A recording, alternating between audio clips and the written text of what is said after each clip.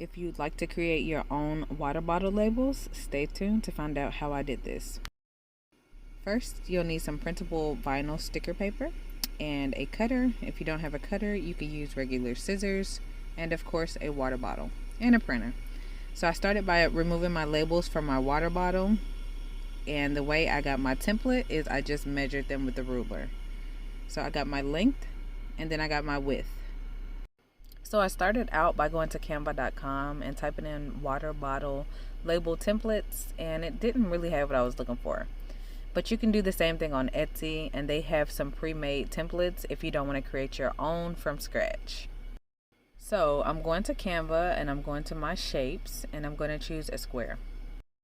Kind of in the middle right, you'll see a button that says position. This brings up another menu where you can define what you want your measurements to be for your square or rectangle. So remember earlier I measured the water bottle label with the ruler, so I'm going to go ahead and enter my dimensions here. And I also make it a tad bit longer just so there's a little give or a leeway. So I found this screenshot, divisions of an inch, and that kind of just helps with the ruler measurements if you don't know the specific number. So if you want to get very specific, you can find this screenshot on Google. So here's my two labels, and I went to elements over on the left and just typed in home, and you'll get all this different clip art. So you find whatever you want, and then I'm typing in welcome home to see if there's any clips that I like. So I like this one, and I'm just going to layer it, size it appropriately, and then I'm going to add my picture and my contact info and also my logo. So here's the part where you can just personalize it to your liking. So those thick black lines will print. So if you want to change that, you click on this shape, my rectangle, and then you get the little line menu up at the top. And then you can change the thickness of the line right there. So my Canva is set up to be 8.5 by 11. So what I'm going to do is duplicate my design, copy and paste it as many times as I can to fit on one page.